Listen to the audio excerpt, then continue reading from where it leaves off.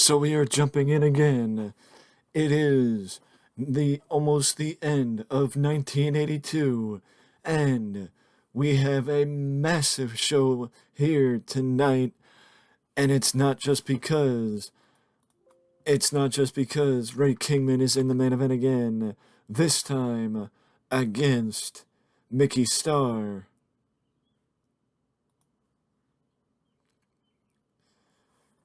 It is because we are approaching the end of 1982 and the start of a new year in 1983.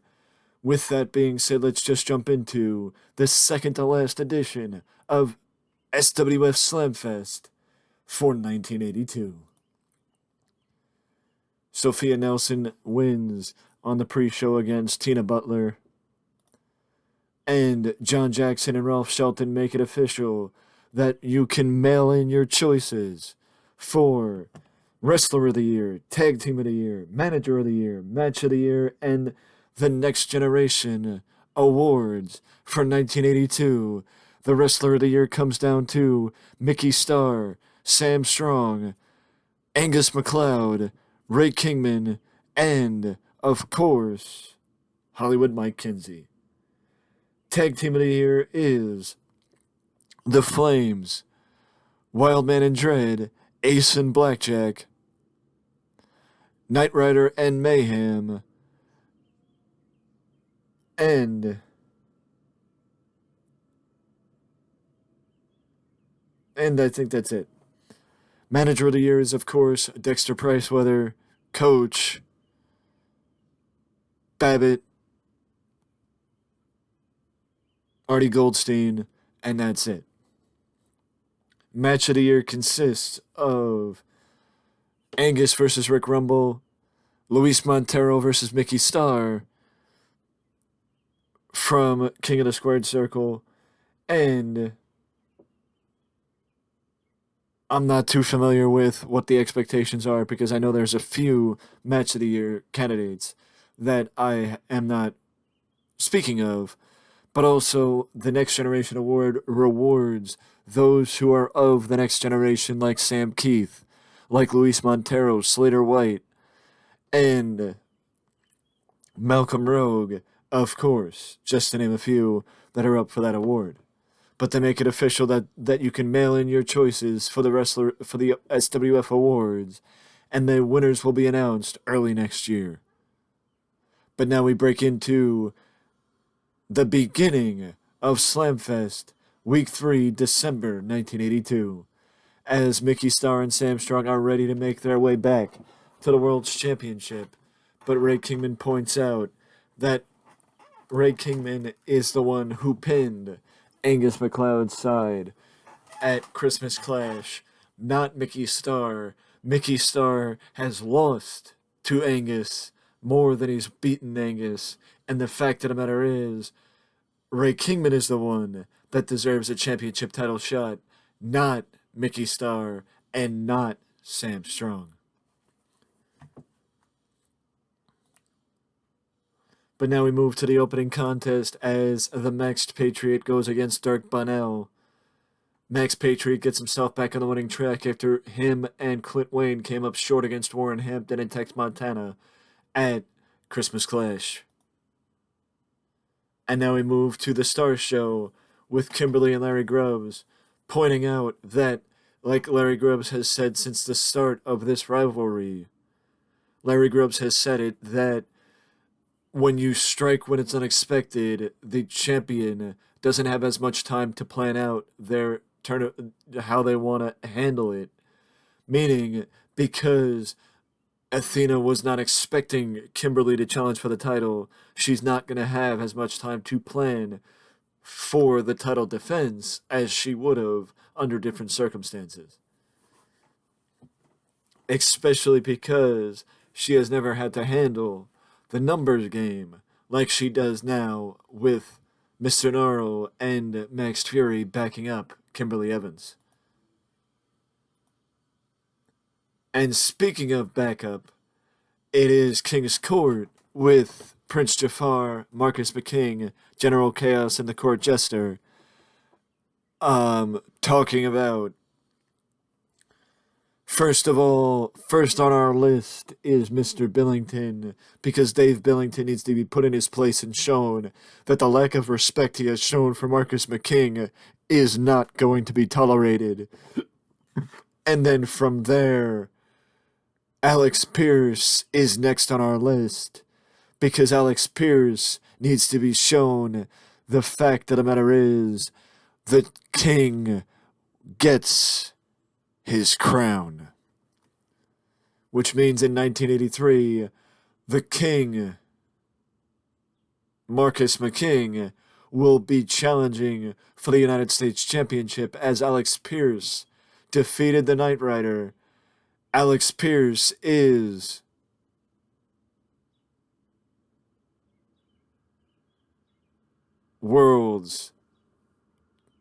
is United States champion.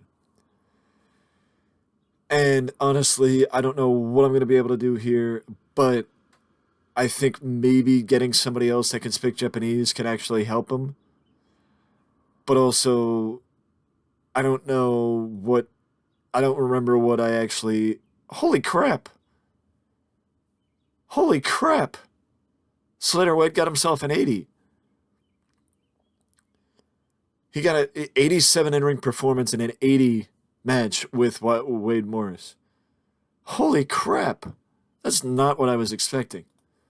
Props to him. Ray Kingman is the only man on that list that has never gotten in a ring with me, and in my opinion, the one man on the list that deserves the opportunity, because fact is, if it comes down to it, I would rather prove myself against someone that I've not proven myself against before, as opposed to having to prove myself against someone that is already lost to me.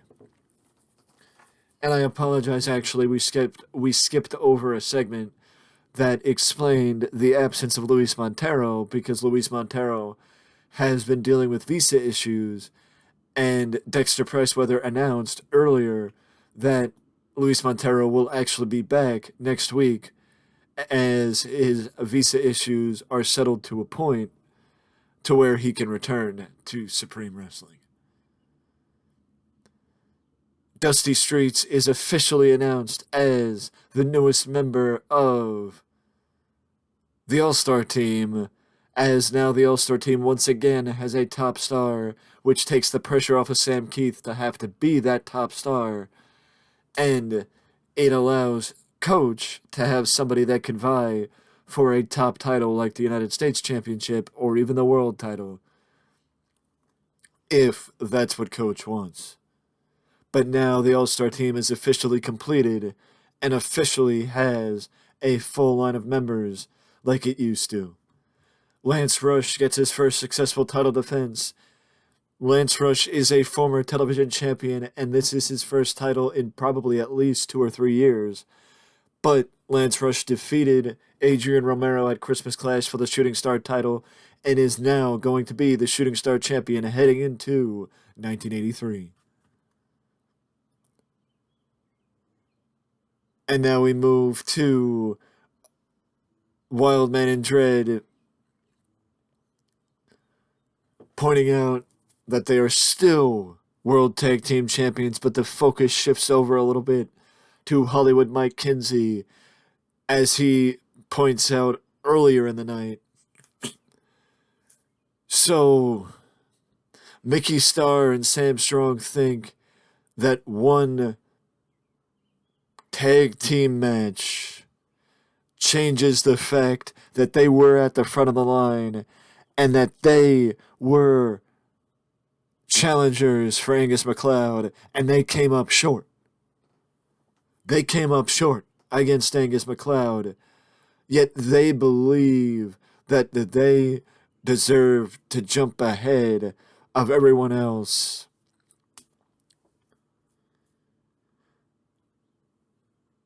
I think the common consensus here is Ray Kingman is the one who deserves a title shot.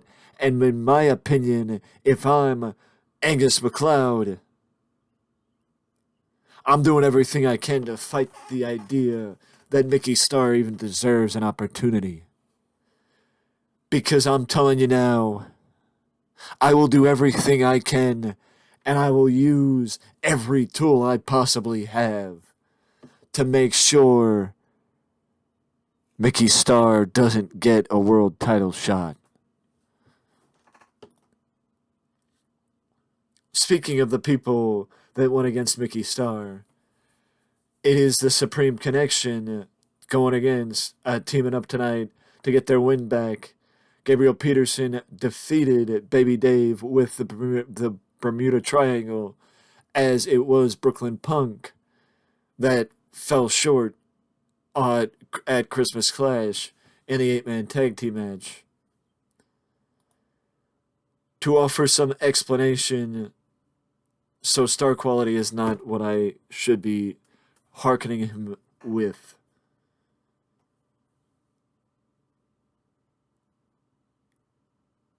But either way, it sets something up with Rory McCallum and the Price Weather Collective.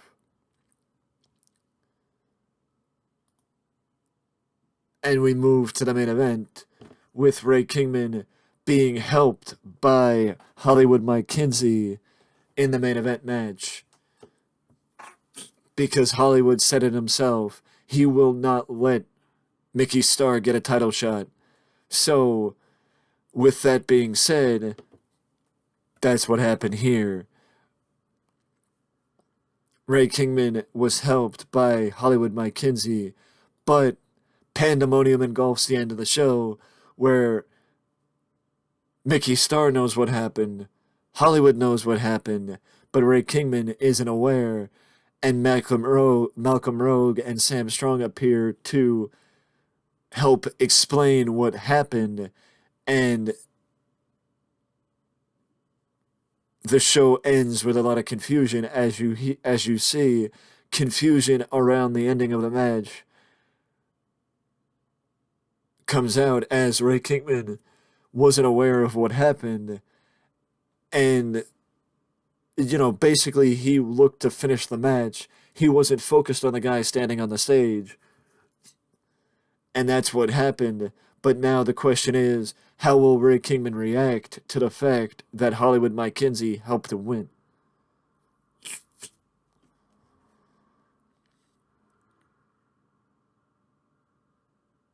How will he react to Hollywood Mike Kinsey helping him win? And that, my dear friends, is actually the best show I have ever done in 6 years, or in going on 6 years with SWF. This is the best show that I've ever done. By far, the best show I've ever done. And honestly, I still will pass to my creative director that this would not be possible without my creative director giving me the direction. I credit him for the direction, but if you can see the way things are going, let me know down in the comment section below, because if you can see it, good for you, but if you can't, you might see it by the time opportunity knocks.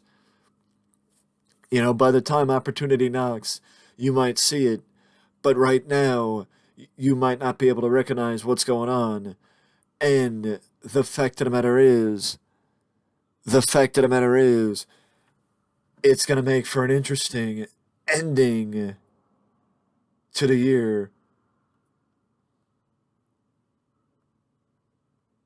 It will make for an interesting ending to the year, because I might actually record the last episode of Slamfest to make things clear. If you give me 1 second, I'm trying to remember because I think there was something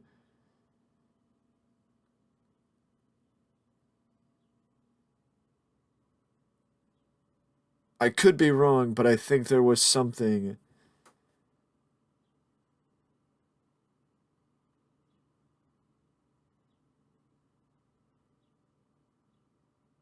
Um, well, actually, yes. There was something. I remember now. I remember now.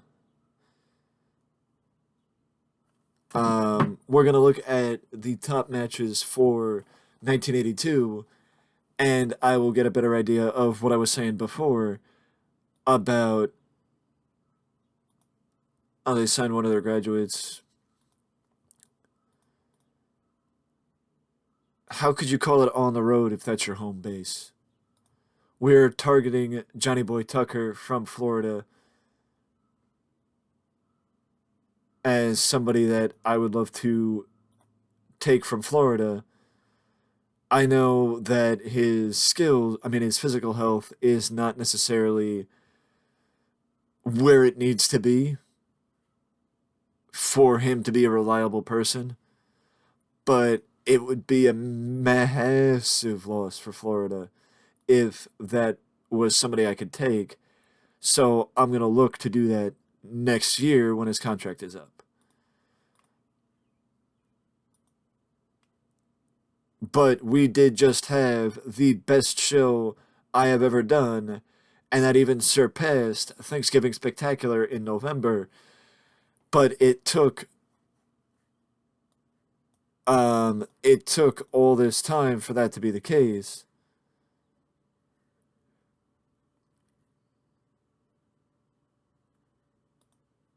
I honestly don't remember how to get into user log. I mean, the user stats.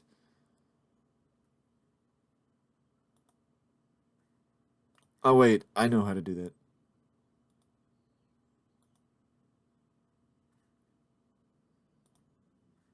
5 years, 11 months. So we are approaching 6 years, and it took this long for us to put together the best show that I've ever done with the highest viewership. We just hit. It was the highest television rating. It was the highest viewership. It was everything. Best show. It was everything. We set records in that realm. But also, now we need to go see Top 100. Let's see the best matches of 1982. It would be Luis Montero versus Micky Starr, Angus McLeod versus Ray Kingman, Angus versus Rick Rumble, and Ray Kingman versus Richie Pangrazio.